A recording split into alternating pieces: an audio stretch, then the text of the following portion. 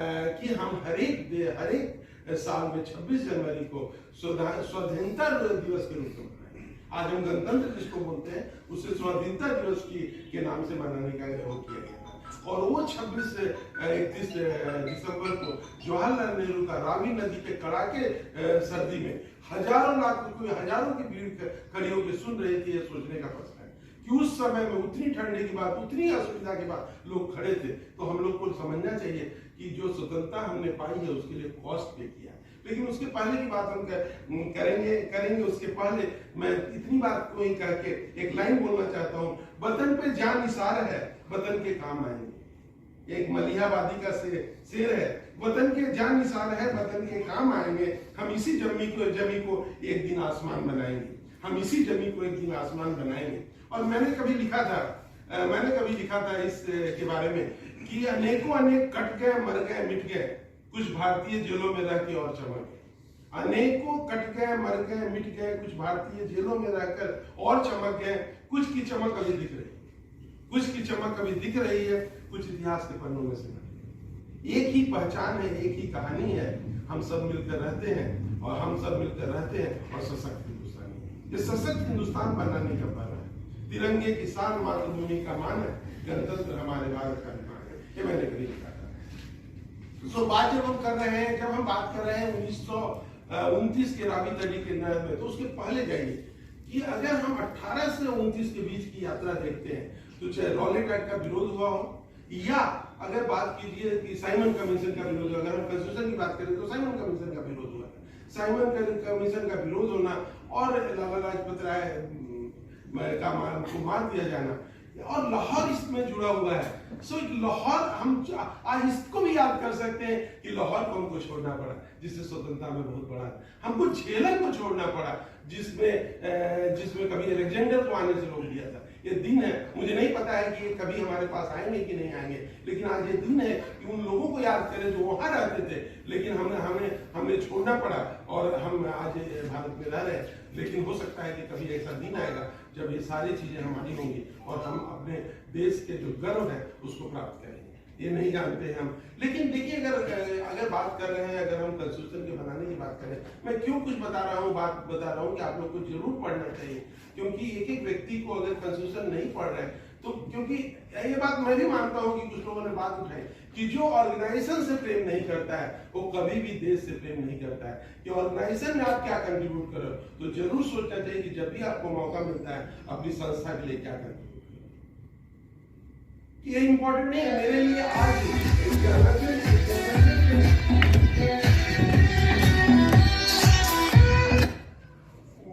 आज ज्ञानार्जन केंद्र का शायद अंतिम 26 जनवरी है ज्ञानार्जन केंद्र, क्योंकि इसके बाद वाले अगस्त में मैं रिटायर होने वाला हूँ। लेकिन ये बात याद करने की जरूरत है कि क्या इतने दिन पे मैं कंट्रीब्यूट कर रहा हूँ कि नहीं, इससे ज्यादा पहचाना है। तो कंट्रीब्यूट करना होगा तो हमको समझना होगा कि स्वतंत्रता जो पाई जाती है, जो गणतंत्र बनता है, वो बहुत ही कष्ट से पैदा। दिग्विजय ने एक बात उठाई थी कि रिपब्लिक और डिपेंडेंस की बात की थी।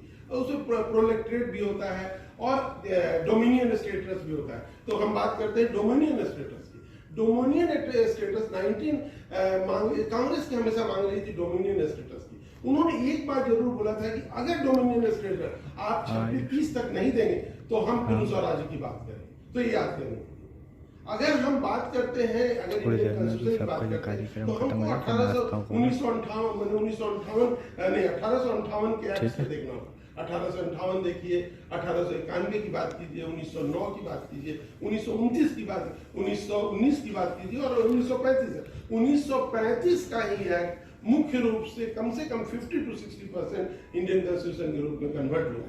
तो ये आपको जानने का दिन है। ये जानने का दिन है कि कॉन्स्टिट्यूएंट असेंबली जो हमको बनाई थी वो किसका मांग कौन किया। हम लोग नहीं समझते हैं कि केवल एक व्यक्ति को बड़ा बना के, जो धीरज जी ने बात की थी, एक व्यक्ति को बड़ा बना के दूसरे को छोटा बना के देश का कल्याण कभी नहीं हो सकता। कोई अम्बेडकर को महान बना रहा है, कोई वल्लभ भाई पटेल को माना, सब महान थे। हर एक व्यक्ति का कंट्रीब्यूशन होता है। छोटी छोटी चीजें, मैडम ने बोला छोटी चीजों की बात की, मैं भी बोलता हूँ छोटी छोटी मैडम पूर्णता देती है, पूर्णता तो छोटी चीज। जो कॉन्स्टिट्यूशन बना है उसमें छोटी छोटी बातें आई हैं। सो आप प्रत्येक के हम लोग नहीं समझ पा रहे हैं कि 1858 के एक्ट को पढ़िए और 1935 के एक्ट पढ़िए तो आपको समझ में आएगा कि कितना बड़ा स्ट्रगल है। इसीलिए जब कभी मैं बात करता हूँ, कभी भी क्लास में हो या बाहर बात करता हूँ, तो मैं सोचता हूँ कि थोड़ा सा कंट्रीब्यूट कर ले, और हर जगह कंट्रीब्यूट करने की बात है। कंट्रीब्यूशन केवल ऑर्गेनाइजेशन में नहीं है, केवल देश में नहीं, घर में क्या कंट्रीब्यूट करते हैं, वो समाज में क्या करते हैं, रास्ते में चल रहे हैं तो क्या कंट्रीब्यूट करते हैं। प्रत्येक व्यक्ति को अपने वो का कंट्रीब्यूट करना चाहिए। अगर बात कीजिए, थोड़ा सा हम जानने के लिए जरूर बात करें, हर को याद रखना चाहिए कि एमएन रॉय थे जिन्होंने कॉन्स्टिट्यूएंट असेंबली की पहली बार कांग्रेस 1935 में बोला जरूर था, लेकिन पहली बार सी राजगोपालाचारी 1939 में बात किया था कॉन्स्टिट्यूएंट असेंबली की with adult franchise. Adult franchise एक बहुत बड़ी घटना थी। अगर विश्व का इतिहास पढ़िएगा, और मैं संजीव जी को बड़े अदब के साथ बोलना चाहता हूं कि मैं लिख के इसलिए नहीं लाया हूं कि मैं देख के कम से कम शब्दों में कर लूं। ऐसे बोलूंगा तो कोई किताब बोलने की बात होगी तो घंटों लग सकता है, इसीलिए मैं लिख के लाता हूं, मैं याद रहता है। तो मैं अपने काम को, अपने वो को बहुत ईमानदारी से करने की कोशिश करता हूँ।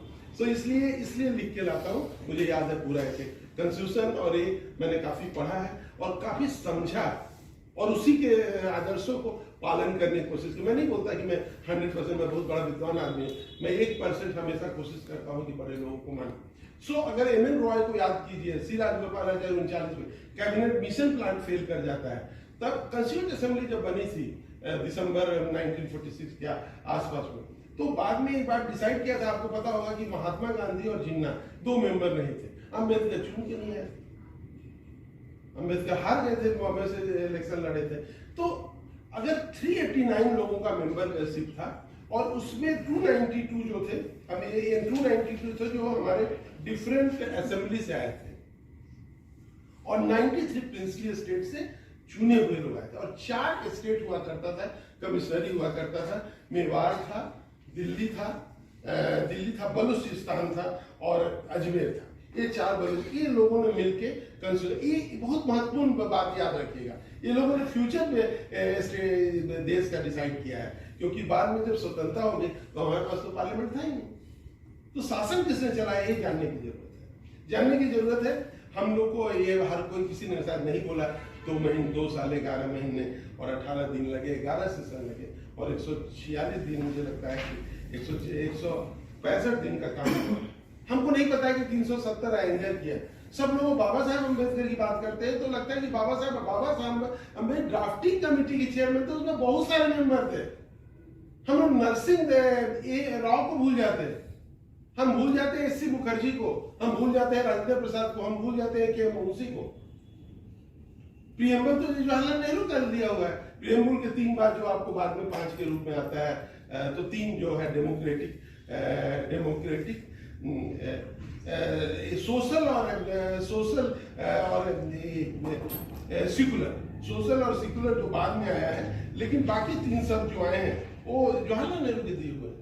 कैसे हम कॉन्स्टिट्यूशन को छोटा बना सकते हैं, बहुत लोगों की कंट्रीब्यूशन है। हाँ, बाबा साहब अम्बेडकर के कंट्रीब्यूशन को कम नहीं किया जा सकता, इसलिए कम नहीं किया जाता कि कोई भी प्रेजेंटेशन हुआ वो ड्राफ्टिंग कमेटी में, ड्राफ्टिंग कमेटी के हेड चूंकि बाबा साहब अम्बेडकर थे तो उनको कम नहीं हटाया जा सकता, क्योंकि कॉन्स्टिट्यूशन के वो एक व्यक्ति थे जो विद्वान व्यक्तियों में, उसमें सब बड़े से बड़े विद्वान, लेकिन बाबा साहब अम्बेडकर भी बहुत बड़े विद्वान।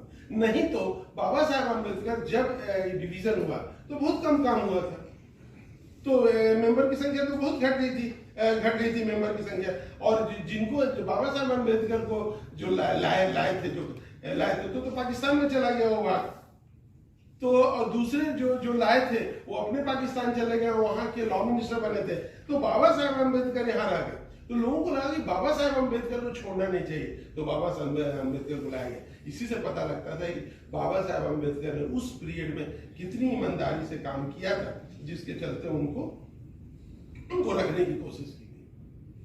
कोई भी चीज को आज के दृष्टिकोण से नहीं देखा जा सकता। ये भारत ऐसा देश है जो आज भारत के रूप में निर्भर है, भारत के रूप में चल रहा है। बहुत सारे देश तो खत्म हो गए, पाकिस्तान भी उसी तरह क्रिएट हुआ था, उसी प्रोसेस से क्रिएट हुआ था, लेकिन पाकिस्तान तो नहीं रहा। सो एक बात हमको समझने की जरूरत है कि भारत के रूप में है, तो उन महानुभावों का बहुत बड़ा वो है। हम लोग को नहीं पाया, जैसे हमने बोला राजेंद्र प्रसाद को पता है, राजेंद्र प्रसाद को कॉन्स्टिट्यूशन में नाम ही नहीं, कॉन्स्टिट्यूशन भूल किया गया था, एक पेज कहीं लॉस हो गया था, तो राजेंद्र प्रसाद लोग परेशान थे कि इसमें क्या लिखा था और क्या प्रूफ किया गया था। राजेंद्र प्रसाद ने मुझे सब याद है, उन्होंने लिख दिया, उन्होंने बोल दिया, लोगों ने लिख दिया और कॉन्स्टिट्यूशन में आ गया। हम लोग रायजादा को कहीं कि हम फेसबुक में रायजादा को कॉन्स्टिट्यूशन लिखने का बना, कॉन्स्टिट्यूशन नहीं, वो कैलियोग्राफर था, लेकिन लालदास बोसन को नहीं याद है क्योंकि वो हमारे पॉलिटिक्स को नहीं शोभा दे रहा है। लालदास बोस का वो था, ड्राइंग था। ठीक है, हर काम मेहनत का होता है, हर काम को महत्व देना चाहिए, लेकिन कभी भी जो काम किया है उसको कम नहीं।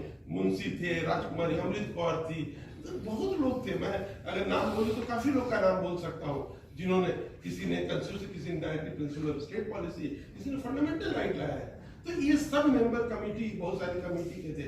अगर हम सॉवरेन डेमोक्रेटिक रिपब्लिक, हाँ ठीक है, सेकुलर और सोशलिस्ट पे आजकल बहुत बातें चल रही है और वो बात कितनी सही और कितनी गलत है इतिहास के पन्नों में बताई जाएगी, लेकिन एक बात हमेशा सच है जो हमको जानने की जरूरत है कि क्या हम अगर हम रिपब्लिक है तो रिपब्लिक के क्या शर्त है। हम लोग डिपेंडेंट नहीं है दूसरे पे, लेकिन ऐसा मत मैंने किसी को बोला, किसी ने बोल दिया कि स्वतंत्रता अभी नहीं हुई है, स्वतंत्रता हाल में आई, 1914 में आई है। ये छोड़िए, हंसी की बात है। अगर उसमें बहुत सारा, जहाँ पे कुछ लोगों ने राजवाड़े के प्रश्न को किया, तो ऐसे बहुत से देश गुलाम नजर आपको आएंगे अगर वो सोचने लगेगा। तो इंग्लैंड भी गुलाम नजर आएगा, ऑस्ट्रेलिया गुलाम नजर आएगा, कनाडा गुलाम नजर आएगा, वहां पे कुछ प्रोविजंस हैं, स्कैवेंडियन कंट्री में गुलाम नजर आएगा। सो ऐसी बात नहीं। हाँ, कुछ अच्छे काम किए गए हैं जिस बात को याद करना जरूरी है। जैसे एक हम लोग जाते थे, हम लोग जब नॉर्थ अंडमान निकोबार आइलैंड, तो हैवलॉक आइलैंड दिखाया जाता। हैवलॉक आइलैंड हमारी गुलामी का, ये 1918 मुझे एग्जैक्ट डेट तो नहीं याद आ रहा है, लेकिन इसको हटाया गया। हटाने का कारण बहुत सिंपल था कि ये आइलैंड हमारे ये उन लोगों का प्रतीक था जिन लोगों ने देश के साथ अन्याय किया। हैवलॉक आइलैंड था, फिर हीरोज था, हीरो जो रानी लक्ष्मीबाई को मारा था उसको, और बताया जाता था हम लोग।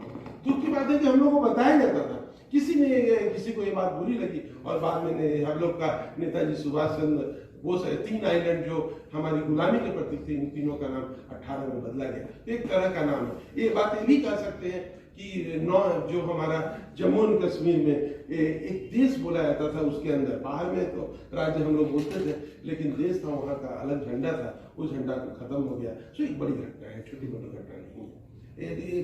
सो हमको ये सोचने की जरूरत है कि हमको आज त्याग याद करने की जरूरत है। गुरु गोविंद सिंह के 4 बच्चों का जान चला गया था, 2 बच्चे को मारा गया, 2 बच्चे को चुनवा से। एक कवि ने बड़ी अच्छा लिखा है, मैं चाहता हूं उसको बोलना, कि नहीं झुकती जवानी है, नहीं रुकती रवानी है, जोरावर जोर से बोला, फतेह सिंह शोर से बोला। जोरावर और फतेह सिंह का बेटा था। रखो ईंटों भरो गारो, चीनो दीवारों हत्यारों, निकलती सांस बोलेगी हमारी लाश बोलेगी, निकलती सांस बोलेगी हमारी लाश बोलेगी, यही दीवार बोलेगी हजारों बार बोलेगी, हमारे देश की जय हो, पिता दशमेश की जय हो, हमारे धर्म की जय हो, गुरु ग्रंथ की जय हो। तो आप सोचिए, छोटा सा बच्चा धर्म परिवर्तन करने को तैयार नहीं होता है और मरने के लिए तैयार हो जाता है। तो ये बात आप समझिए कि कोई आदमी त्याग किया है जिसके चलते आज हम जीतने और हारने की बात कर रहे हैं, और इसको हम बर्बाद कर रहे हैं। मत सोचिए कि चूंकि हम संघर्ष का पता नहीं है, अगर आप बोलिए तो छोटी छोटी कंट्री संघर्ष करती है तो उसको उसका दर्द पता होता है। तिब्बत से पूछिए कि क्या है, तिब्बत का कोई वो नहीं है, तिब्बत का कोई देश नहीं। लोग हैं, लोग यहाँ रह रहे हैं, बहुत जगह रह रहे हैं, लेकिन तिब्बत देश नहीं। लेकिन कुछ कंट्री है जिन्होंने संघर्ष किया, यहूदियों ने संघर्ष किया है अपनी स्वतंत्रता प्राप्त की। जीव लोगों ने, उन लोग बोलते थे कि हमारा देश है, हम अगले साल आज हम ये फंक्शन यहाँ मना रहे हैं, अगले साल हम फंक्शन जो मनाएंगे अगले साल जेरूसलम में मनाएंगे। तो ये जो सोच थी जिसके लिए लड़ने की जिज्ञासा थी। अब हम कॉन्स्टिट्यूशन की बात करें तो सच्चिदानंद सिन्हा को भूल जाते हैं। सच्चिदानंद सिन्हा इंटरिम कमेटी के हेड थे। Rajendra Prasad SC Mukherjee vice president बाद में बने थे। हम भूल जाते हैं। हम तो ये सबको हमको याद करने की जरूरत है। हमको BN राव तो बहुत बड़े आदमी थे। BN राव ने तो बेसिकली ऐसा सबसे एडवाइजर टू असेंबली थे, मोस्ट लिखे जरूर थे। हमने जो बने हैं, जो सारे लोगों ने मेहनत की है कॉन्स्टिट्यूशन के बनने में। अब हम लोग को ये पता होना चाहिए कि कॉन्स्टिट्यूशन जब लिखा गया था, दिग्विजय ने एक बात कहा था कि कॉन्स्टिट्यूशन के 394 आर्टिकल में, 395 तक, तो 394 आर्टिकल में लिखा हुआ है कि कब हमारा देश में कॉन्स्टिट्यूशन इंप्लीमेंट होगा, तो 26 जनवरी 1950 में इंप्लीमेंट होगा। लेकिन ऐसा नहीं था कि 26 नवंबर 1949 में कुछ भी नहीं इंप्लीमेंट हुआ। सिटीजनशिप एक्ट इंप्लीमेंट हो गया था, इलेक्शन कमीशन की इंप्लीमेंट हो गया। तो ये बात हम पढ़ेंगे तब तो जानेंगे ना। 24 जनवरी को राजेंद्र प्रसाद ने साइन किया था कॉन्स्टिट्यूशन, ये हमको जानना जरूरी है। हमको जानना जरूरी है कि सोवरेन स्टेट क्या होता है। सॉवरेनिटी हमको बहुत आसानी से मिल गई कॉन्स्टिट्यूशन की एक राय में। बहुत बड़ी सोच थी उसके पीछे, क्योंकि वहाँ head of the state elected है। यूनिट में head of the state elected नहीं है। Position, all position is open for all, लेकिन उसमें 16(4) से जो रिजर्वेशन होता है उसको नहीं माना जाता है कि इसके बारे में। तो एक बात याद रखिए कि जैसे कि 15 अगर हम लोग बहुत बार लॉर्ड माउंटबेटन की बात करते हैं, लॉर्ड माउंटबेटन के साथ क्या, लॉर्ड माउंटबेटन को लोगों ने एक्सेप्ट कर लिया था। पहले उनको भारत के बाद भेजा गया था अंग्रेज के द्वारा, वायसराय के द्वारा। तो आपके राजगोपालाचारी को भी वायसराय में, क्योंकि आपका कॉन्स्टिट्यूशन इंप्लीमेंट नहीं किया गया था तब तक। नॉमिनल हेड, डोमिनियन स्टेटस एक तरह का जिसमें कोई रोल नहीं है एक्सेप्ट नाम का जो शासन चलता था, वो सच है। एक आदमी ने मुझे बोला कि अरे देश कैसे स्वतंत्र हुआ, हमको ब्रिटिश के पार्लियामेंट में पास हुआ था। अरे ब्रिटिश के अंडर में काम कर रहे हो, अगर वायलेंट क्रांति में मर्डर नहीं हुआ है, लाखों लोग का मर्डर नहीं हुआ है, तो वायलेंट वहां से पास हुआ है, उसमें कौन सी बड़ी बात है। आपको पूरा का पूरा अधिकार मिल रहा है कि नहीं, ये समझिए। इसी में डिसाइड हुआ था कि लॉर्ड माउंटबेटन को हम लोगों ने सोचा कि चूंकि ये पहले से यहीं पे है तो ये बहुत बेहतर करेंगे। तो अगर बात कीजिए 1948 तक लॉर्ड माउंटबेटन रहे। 47 के बाद तो गवर्नर जनरल हो गए थे। अदरवाइज वायसराय थे, तो वायसराय का रिप्रेजेंटेटिव होता है, हाउस ऑफ कॉमन्स का नहीं होता है, राजा का रिप्रेजेंटेटिव होता है। ये जानने की जरूरत है। 1948 से 25/1/1950 तक राजगोपालाचारी थे। ये वास्तव में इंग्लैंड द्वारा अपॉइंटेड थे। ये सबको जानना, क्योंकि 26 जनवरी 1900 और लोगों को ये पता ही नहीं है कि इलेक्शन कब हुआ था। जब इलेक्शन कब हुआ था, तो इसके बीच में कौन चलाया, तो यही कॉन्स्टिट्यूएंट असेंबली जो कॉन्स्टिट्यूशन बनाई है वही चलाई है कॉन्स्टिट्यूशन असेंबली। राजेंद्र प्रसाद को प्रीएम्प्ट किया गया था, इसीलिए राजेंद्र प्रसाद 2 ही टर्म रहे, लेकिन 12 साल रहे। तो ये आपको जानने की जरूरत है। हमको जानने की जरूरत है कि भारत को याद करने की जरूरत है। हमने बात की थी हीरो हेबाक का नाम स्वराज आइलैंड रखा गया था और नील का शहीद आइलैंड रखा गया। तो ये सब आपको जानने की जरूरत है, इसको डिटेल में पढ़ना चाहिए। तो हम करना क्या है, हमको अपराध से मुक्ति चाहिए, हमको हिंसा से, आतंकवाद, गरीबी, बेरोजगारी से कोशिश कर रहे हैं। तो क्या बैंक के रूप में हम काम कर रहे हैं कि नहीं, ये सोचने की जरूरत है। और ये देश दधीची का देश है, जहाँ हड्डियों को दान करके लोग करते हैं। ये देश भगवान राम का देश है, ये देश गौतम बुद्ध और महावीर का देश है। सो देश की, अगर देश को तरक्की करना है तो देश के लिए दधीची जैसा त्यागी आदमी जिसने अपने हड्डियों का दान दे दिया था, तो आपको समझना होगा कि जो कौम, हमको हरिओम पवार की एक लाइन बहुत अच्छी लगती है कि जो भी कौम वतन के लिए मरने को तैयार नहीं, जो भी कौम वतन के लिए मरने को तैयार नहीं, उसकी संस्कृति को आजादी से जीने का अधिकार नहीं, उसकी संस्कृति को आजादी से आजाद करने का दिन है। हम 14 अगस्त के ऐतिहासिक भूल को याद कर सकते हैं कि हमारा देश 2 भागों में बट गया, भारत और पाकिस्तान के रूप में। और बड़े दुख के साथ कहना पड़ता है कि जो कभी जहां रावी के तट पे हमने कॉन्स्टिट्यूशन की गान गाए थे कि स्वतंत्र भारत बनाएंगे, और पूरी वो जगह का नाम आज के डेट में मीनार पाकिस्तान। सो ये दुख की बात है। सो हम भारत में वल्लभ भाई पटेल चाहते थे, हमने जो संघर्ष किया, हमने इसको भी भूल गए कि वल्लभ भाई पटेल ने जो प्रिंसली स्टेट को मिलाने के लिए जो मुश्किलें आई उसको भूल गए। उन्होंने रिक्वेस्ट किया था मेनन जी से कि 2 किताबें, कम से कम किताबें लिखी, उसको डॉक्यूमेंट्री बना लो कि जो लोग कभी देश में खराब स्थिति आएगी तो लोग पढ़ेंगे कि इस देश को बनाने में कितना संघर्ष लगा है। उसमें इंटीग्रेशन ऑफ इंडियन स्टेट और transfer of power in India 2 किताब मेनन जी ने लिखी थी, जो हर लाइब्रेरी में लानी चाहिए और हम लोगों को कभी पढ़ना चाहिए। सो हम लोग आज का दिन है, याद करने का दिन है। लेकिन एक बात है कि आज के दिन भी हम लोगों को स्थिति कोई इतनी अच्छी नहीं है। अगर पेपर में जैसे जिस बात को धीरज ने किया है, सो ऐसी बातें हो रही है तो लोगों ने कभी बाद की कल्पना करता है, कभी अभी की कल्पना नहीं करता, कभी बाद की भी कल्पना करता है। तो एक कवि ने कहा है, छोड़ो मेहंदी खट संभालो, खुद ही अपना चीर बचा लो, द्यूत बिछाए बैठे सपनी, मस्तक सब बिक जाएंगे, सुनो द्रौपदी सस उठा लो और गोविंद आएंगे। सो बता रहा है कवि कि नहीं, स्थिति खराब हो सकती है, इसके लिए खड़ उठाने के लिए तैयार रहो, इस लड़ाई लड़ने का दिन है। प्रदीप की पंक्तियों पे सर ने जो याग्निक जी ने जो बताया, प्रदीप तो कालजयी रहे, लता मंगेशकर ने उसको कालजयी कर दिया। और आज के डेट में उन्होंने बोला है कि मत भूलो इस स्वतंत्रता की लड़ाई को, इस स्वतंत्रता की लड़ाई को भूलने पे हम मिट जाएंगे। हाँ, लेकिन जयचंद और विभूषणों की कमी नहीं है, और हम जानते हैं। लेकिन एक बात याद रखिएगा कि जयचंद और विभीषण के नाम से अपने बच्चे के नाम नहीं रखे जाते हैं। विभीषण राम जी के वक्त है, सब जानते हैं। कविता तिवारी कहती है कि विभीषण राम जी के वक्त है, सब जानते हैं, मगर किसी भी देशद्रोही के नाम की पूजा नहीं करते, पर किसी भी देशद्रोही को पूजा नहीं जाता।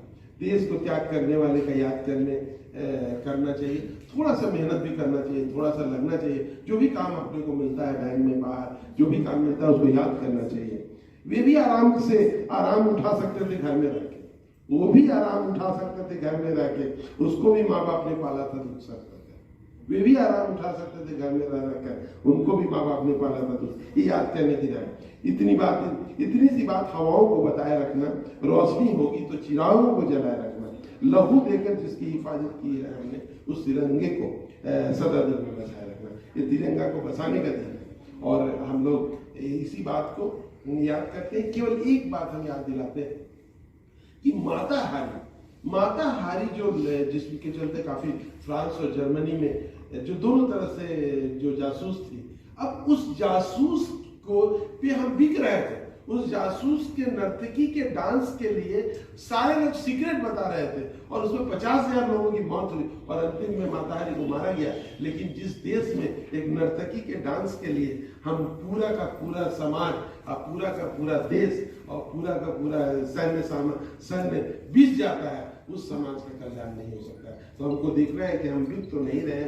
और अब हम नहीं बात करते हैं नैनी पालकी वाले ने कैसे बोला था, फोर्थ कॉस्टिफियर जो हमने किया। हम अंतिम बात रखना चाह रहे हैं 2-4 लाइन में, और बस यही सोच के लिख रहा हूँ कि चाहता हूँ कि कविता तिवारी के 2-4 लाइन से और अंतिम में एक कविता की लाइन से मैं खत्म करूंगा कि चाहता हूँ कि कोई नेक काम हो जाए, चाहता हूँ कि कोई नेक काम हो जाए, मेरी हर सांस देश के नाम हो जाए, जो सर उठे तो मेरे सामने तिरंगा हो, जो सर उठे तो मेरे सामने तिरंगा हो, और सर झुके तो वतन को प्रणाम हो जाए। सो वतन को प्रणाम करने के लिए, और बस अंतिम लाइन यही है कि सब भारतीयों के दिल में ये बसना चाहिए, वक्त आने पे बता देंगे आसमां। पुरानी लाइन है ये, स्वतंत्रता के पहले की लाइन है, बस आने पे बता देंगे तुझको आसमां, अभी से हम बताएं हमारे दिल में क्या है। अपने दिल में रखिए और आगे बढ़िए।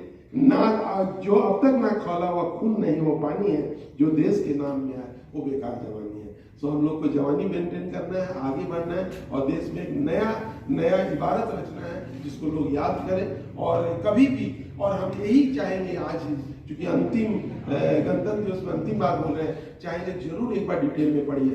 पढ़ना अपने आप में बहुत सुखद अनुभव होगा, और कभी ना कभी जिंदगी में काम भी आएगा। और ये कहानी बच्चों को भी बतानी चाहिए। मेरी तरफ से धन्यवाद, थैंक यू।